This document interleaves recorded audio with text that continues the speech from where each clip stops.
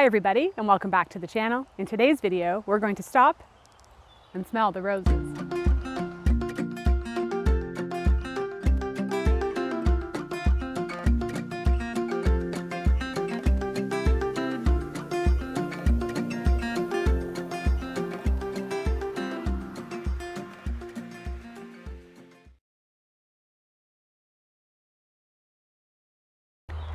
So I'm out by my roses today and I am picking rose petals.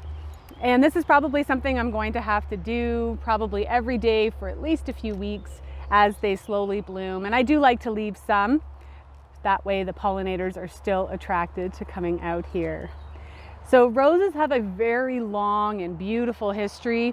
In fact, we know that most cultures across the globe utilize rose petals, rose hips, in some way, shape, or form, either through magical uses, folklore type, what's the word I'm looking for, like remedies. And then of course it was used as food and as medicine. We know for sure that roses are at least 35 million years old thanks to fossils that we've discovered.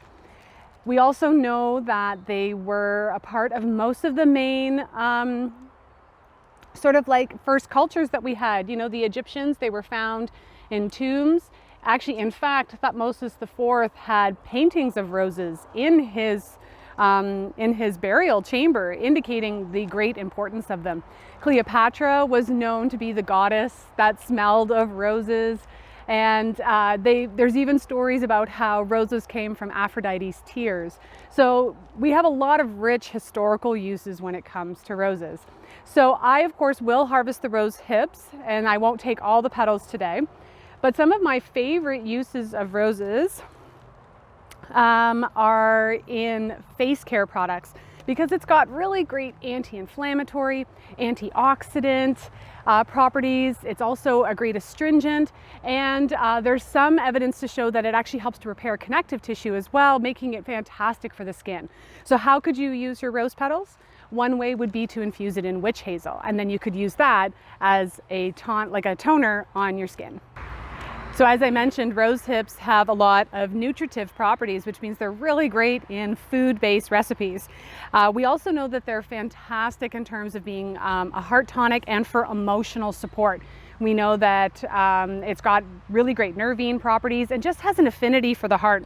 So one of the things I'm making this year, and this is just for fun for me and my husband to enjoy, I have an infusion of rose petals, dried demiana flowers, raw cacao with honey and brandy. So I'm going to make kind of like a heart-opening rose elixir. So that's one of the things I'll be doing. Other options as a way of using roses as a nutritive type food, so enjoying them, would be to infuse them in vinegar. You can use them in salad dressings. You could also, there's lots of great recipes online for making rose syrups. And you could also make rose jam. There's a lot of really lovely recipes for making rose jam online. So I definitely encourage you to explore the food-based and nutritive options of roses. So you can see right here, the first of the rose hips are starting to form. And I actually have a great video on rose hips, so I'll make sure to link this in below, because rose hips themselves also have a lot of really beautiful medicinal and nutritive properties.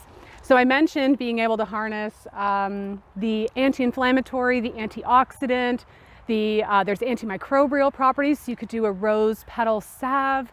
And like I said, it's fantastic for the skin, so you can infuse it in witch hazel. You could infuse it in a carrier oil and make a rose massage oil. So really there's lots and lots of options for roses. Now, I would be remiss if I didn't mention some of the more magical uses for roses, because like I said, there's a long documented history of using roses in this way. So there's stories that say that if you drink rosebud tea before bed, you'll have prophetic dreams.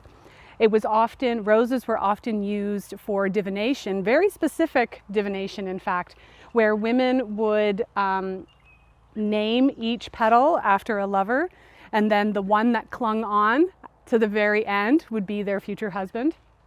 It's also been traditionally used in sachets, in amulets and talismans, and in incenses in order to bring love and expansion into your life. I'm not really a big proponent of love potions per se, because if someone wasn't meant to love you, you probably shouldn't push them in that direction. But there's some really beautiful teachings that Rose has to offer us.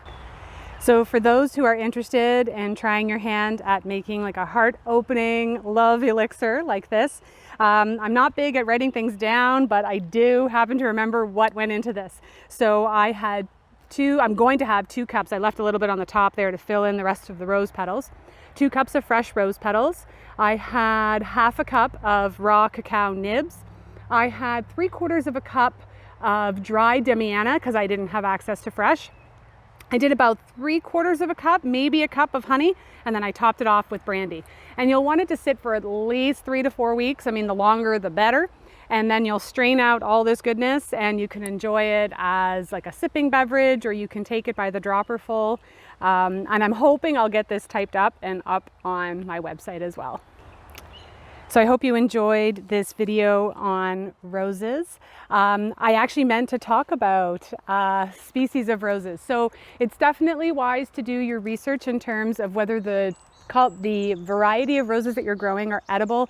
Just type in the botanical name, or if you just know the common name, you'll be able to find that information easily.